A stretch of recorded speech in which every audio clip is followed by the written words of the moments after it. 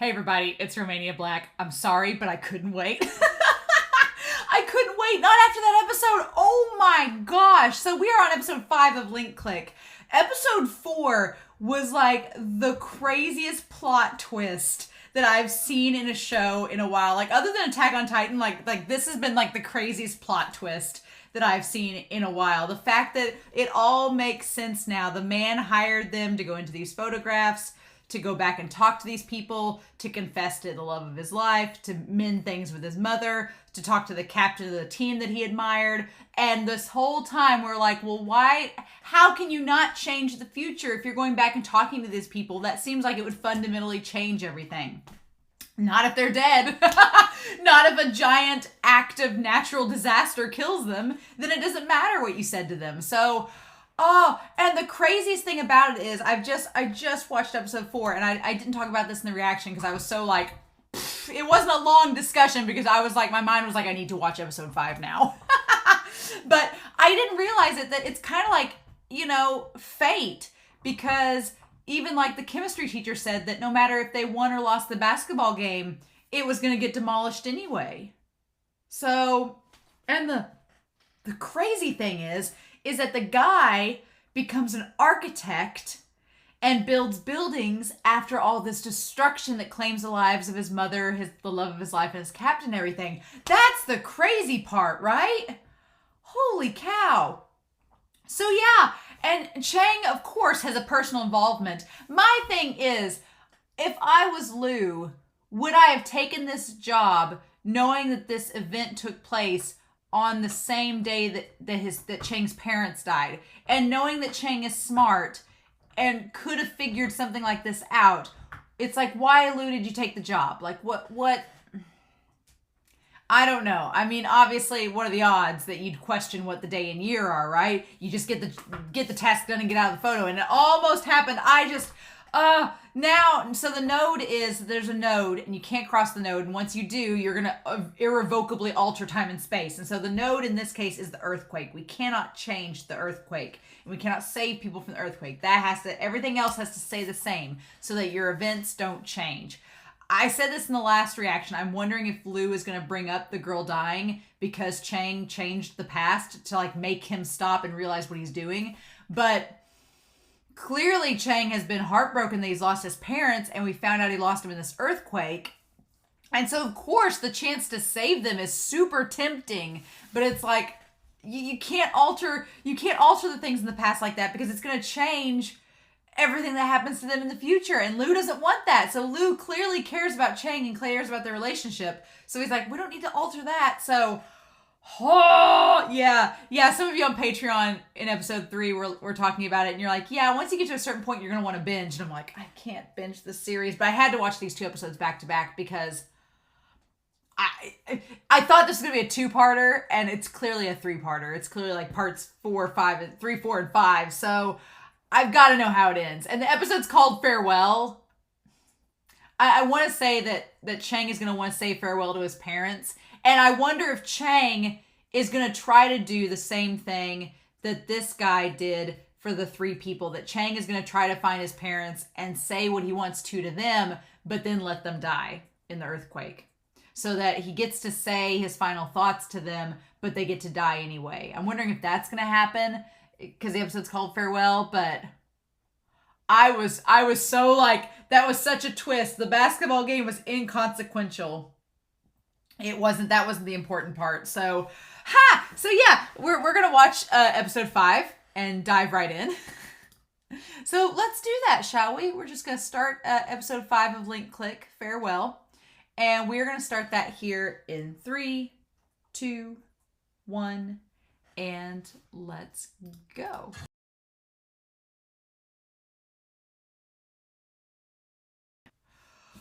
Oh, that got me. That one got me. It wasn't until we got to the future, and we got to see the present, to see what. Oh my God. This show just showing the part that I hate about this is that Chang doesn't get to see the future and the present time that's happening with the Zhao guy that he inhabited. He doesn't get to see everything that happened since then. Like, everything that happened since then, he doesn't get to see it. So, oh my God. So yeah, the earthquake. And no matter what happened, nothing. And here's the thing. Lou let him save the mom because he knew the mom was going to die anyway. He knew them getting under the table, they were going to die anyway. That she was going to die no matter what. And there's the house, yeah. Yeah, Lou knew it was going to happen. And that the guy was going to get out. But the girl and the leader, the girl, Meng, and the mom were going to die. And his parents apparently died in the earthquake too. Right. The same earthquake. I don't know if it's the same earthquake or a different earthquake, but they clearly have died. There's no way in the time frame of the photo that he could get to his... I kept thinking like he'd actually go and try to save his actual parents. I kept trying to think that would happen, but one, he's way too far away, like, to go find his own parents. There's no way that's going to happen at all. And this show is a mind trip. Because Chang is inside someone else's body and someone else's memories in the past of someone else. But you forget that. You forget that it's not Chang for a second. Or at least I do. I forget it's not Chang, that it's this Zhao guy. And so then when I was thinking about it, I was like, well, wait, he can't go rescue his actual biological mom because he's in Chao's body. And then I was like, oh, well, she won't know it's Chao. And he'll go see his parents and save them. Or at least send them their final words. But there's no time for that. Like, it was literally going to happen within the next 10 minutes. There was no time for that to happen. And so Lou had ideally wanted him to leave the photo right before the earthquake so that nothing would have changed. But he chose to stay. So Lou's like, okay, I'll walk you through it. And him walking him through it was saving Chang, but not the mom. God. And it's such like you understand and relate to Chang so much in this moment because it's so tempting. Like, Chang has such a big heart and he wants to save these people. He wants to save them, but Lou's like, you can't. He's like, there's too many factors. He's like, one, you can't tell everybody about the earthquake. It'll cause a panic. You can't. And then, like they did here, they'll question how you knew it, right? And that's the thing. That's the thing of it all. Is that the thing about it is that the people started questioning how he knew his knowledge, and then he made up kind of the lie. But you could instantly see how him trying to save them at first created this big downward spiral. Like, everybody questioning him, and then the mom yelling at the girl because she thought she was leaving him. Oh my gosh. And we have this motif throughout the entire thing that just comes back of Chang, the mom singing the song to Chang, while she has her hand over his. And it's the same song that Zhao's mom sings to him and that Zhao ends up singing to his own child. And she keeps doing the same motion with the hand. I found that Chang, and here's the trippy part. The trippy part is we're not sure. It's kind of like reality is kind of warped and it's kind of surreal because we're not really sure how much of this is really Chang's memory separate from the person he's inhabiting and how much of it is melding with the person he's inhabiting. Because we've seen that with Emma. We've seen that with the friend. We've seen that with this guy and his mom too. Like the memories are merging kind of. And it's the weirdest thing. So there's a part of it that's like, a part of this is like, how much is Chang's memory and how much is the person's memory that he's inhabiting? And then the other part of it is just in general, how much are we like other people? I don't know if that's a commentary on, oh, you know, we're not so different than our neighbors. Our neighbors and the people near us, they're going through the same emotions and the same thing with their own lives that we are with ours. And there's the same kind of memories. But the way some of these houses are set up on the mountain is kind of cool, like the architecture of it, the way that they're set up on the mountain. But yeah, he tries to save them and you just can't blurt out, hey, there's an earthquake, because then people are questioning it. Like, well, how do you know? What do you mean there's an earthquake? What's going on? And it leads to chaos. And Lou makes a really good point. He's like, I know you want to save these people, but you're going to end up harming more innocent lives because some people did survive the earthquake and you could inadvertently be hurting them and putting them in danger rather than just the people that are doomed to die, right? Oh, and that, I hadn't even thought of that. I hadn't even thought about the innocent people that could be affected by Chang's actions, like Emma was in episode 1. Chang's actions, while he was intending to do good, altered the history, and they changed things for the worse for Emma. Which we don't know. Would Emma have eventually killed herself? We don't know. But it doesn't matter. The point is she dies. And, oh my gosh. And just the tiniest little micro things that happen in this episode, like the tiniest things, like in the moment the older people are questioning, like, well, dogs are spiritual and the dogs were acting up today and they were noticing something, is something off? Like just the tiniest little things. And then the leader staying outside, like the captain of the basketball team sitting in the chair outside, that doomed him to die. That little tiny moment. And then when the dad tells Chow, he's like, I should have caught an earlier train. It's like, but the thing that got me crying is that it's all everything has a point and it all leads to a new point in time. And if you alter that, you can't do that. Like everything, it's not that it's fate, but it's like everything's on a trajectory and you can't alter the trajectory because it would change everything in the worst way. So here's the thing. Chow thought that was his first love and she dies. But in the end, we find out he ends up getting married and has a kid. And you can't alter the future. And it's oh my God. I wanted Chang to see that and he doesn't.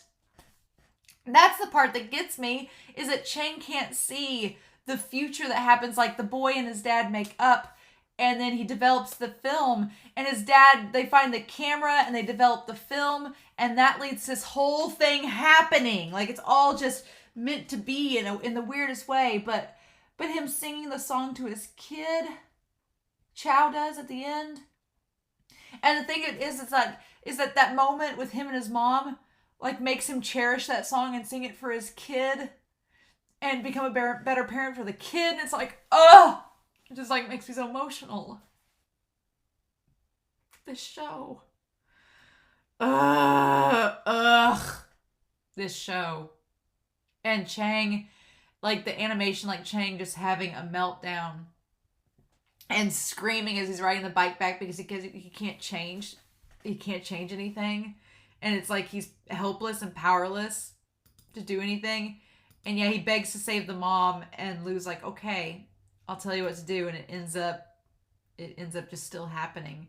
And it's so scary. And the fact that the other basketball team, they were on the bus in the mountain too, so they probably died. And, oh my God, like just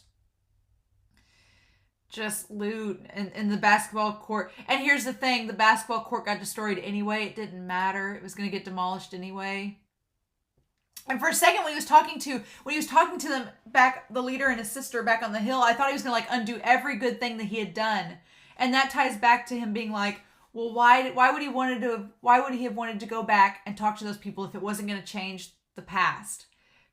And the answer is that he loved them and he had the opportunity to do so. And so he did.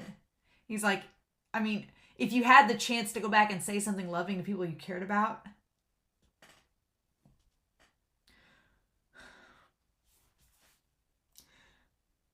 that he hadn't had a chance to do before. God, this episode. Well, in the tradition of Violet Evergarden, making me sob my eyes out, its replacement's doing the same thing. But yeah, it's like, you didn't get to go back in past and say things to people you cared about, so he was wanting to do that here now. I think the fact that it's a real event makes it that much more palpable too. Oh my gosh. A mess. An absolute mess. And the part with him under the rubble, where the mom's like holding his hand and singing the song too. And then God, the animation when her hand stops moving, and then it's like, you can feel, like when he tries to turn the hand over, how rigid it is. Like you can feel that. Oh my gosh. That animation. Oh. Oh yeah. And then the mom's conversation where she's like, I kept making my husband's favorite dishes and I kept doing things and supporting my two favorite people. And we get to hear her talk to him and say those things. Oh my God. And then he ties it back to his mom. And the little scene on the mountain where the wind's blowing and it's his childhood and it mirrors Chang's. And like the memories are melding in the same way. And then the moment where the dad comes back and the dad gets there just in time, like it was 4 hours later, the dad gets there in time to see his son and just them to see their mom. And he had the camera. That was the point. Was that she said I had to get one thing, and it was the camera. And that's the catalyst of all of this. And then Chang coming back and him punching Lou. And then I'm so glad that Lou like tried to comfort him. And it's so hard because you understand why Chang is so afraid and frustrated and sad. But then Lou's like, you have to understand we can't change the past. It'll alter the future. And, you know, Chang's like, well, then, you know, what's the point if they're not in the future? And then you see all this stuff happen. And it's like, it's horrible that they're not there in the future, but then the future is still good in other ways too. And it's like, ugh, God, this show is just like dealing with all this existential stuff about time and things happening and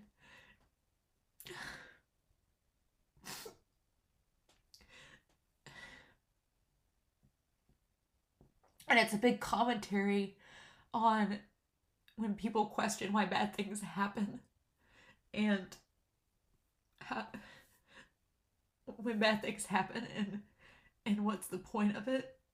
And in this, you actually see the point of it. Oh my God. Some of you said you're like, oh, pour yourself a glass of wine for this episode. God, I'm glad I didn't do that. I'd have been inconsolable. Oh, I'm sorry, y'all, that I am a mess with this episode, but an absolute mess. A hot mess express. That's what this episode has done to me. Oh my God. Because it's dealing with this big concept and it's, you know, usually in time travel shows, there's like, oh, well, the butterfly effect, this bad stuff will happen if you alter time. But then there's rarely that conversation of, well, then what's the point? Right. And so, oh my God. And just the fact that it all comes full circle. Everything, the past didn't change, and so the future stayed the same. So he still came and gave them the photos. It still happened. He still got to go back in the past and say what he wanted to those people, and he still got to go. And then when you turned it over the photo and you saw the wedding ring, and you saw that he still got married in the future, and he still had a kid, and he sang to the kid and everything. Ugh. Holy crap. These 3 episodes, 3, 4, and 5, I mean, the first 2 episodes of the series were really good. But these last 3 together, this 3-parter, yeah, this show's amazing. And it's creepy, and it's scary, and it's dealing with these really, like, high-end concepts and things that are so real. It's dealing with, like, the idea of, like, it's dealing with some similar themes to Violet Evergarden in this episode, and the idea of the future and except if, you know, if it's like if Violet Evergarden had time travel powers is what this episode was. Cause yeah. Oh my God. I'm sorry. I lost it there for a minute. But, whoa. Yeah, all the micro things in this episode that couldn't be changed. And just the tiniest little things like the sky, the older people saying, oh, it's hot today. Like just like the tiniest things that you notice. And I instantly think of, like, in the US, 9/11's a big thing. And there's talks about people that got on, that were meant to get on the plane that crashed that day and they didn't. And so it's like if the tiniest thing had changed, it would have altered everything.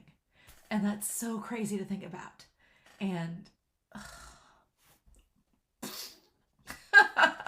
brain melt. Oh man. Well, you know, it's been a good 4.5 weeks since I've cried my eyes out. It's been a good 4 weeks since I've cried my eyes out at Violet Evergarden. About time to get back in the tradition, right? These last 2 episodes were so good. I'm glad I watched them back to back. I'm sorry y'all had to wait, but I didn't want to be spoiled. I was afraid that if I waited, then on YouTube or Patreon, I would have got spoiled. So I went ahead and watched them. But, ugh. Yeah, I'm going to have to take a break now. I'm going to have to take a break now. Because, oh, buddy. I need a little break from Link Click. just a smidgen. Maybe 5 or 6 days. And then I'll go back to episode 5.5. Episode 5.5 is shown on Funimation as next. Like the little OVA in between 5 and 6. Which, good. I hope it's a great episode. I hope it's a fun time. Because clearly, by the end of this... Yeah, by the end of this course, Lou and them want some time to rest. They're like, we need some time to like take off. And I don't blame them. And it seems like there's a little bit of animosity. They need to both cool off. Because I think Chang knows that Lou's in the right. I think Chang understands because here's the thing. Chang didn't flinch away from Lou hugging him. He let him console him. And if he was mad beyond all belief, he wouldn't have let Lou console him. But he did. And so clearly he's okay. He knows that Lou is probably in the right, but he's still upset and he wants to still work through it. So it's like, okay, fair enough. So I have a feeling that they'll be okay. It's just they need some time off. And of course, right at the last minute, the police show up. Why? We don't know. But I bet we'll find out. So I'm so sorry. I was a hot mess expressed during this reaction, but that whole ending and the concept of like the future and time, it's a concept that I'm fascinated with myself in real life. And it's a concept that I think about a lot. And so having it come out in this show has just like, it triggered me. I was like, nope, button pressed. It's over. Sobfest incoming. So I hope y'all enjoyed that reaction. I'm sorry if I'm weepy. I am very, very, very curious to know down below your thoughts on this episode. Holy cow. But yeah, I hopefully the other reactions I watched this week are gonna perk up and make me feel better about it. So in the meantime, I hope you all have a wonderful week. Please stay safe, take care, and yeah, I'll be back next week in a much better mood and ready for episode 5.5 of Link Click. Bye.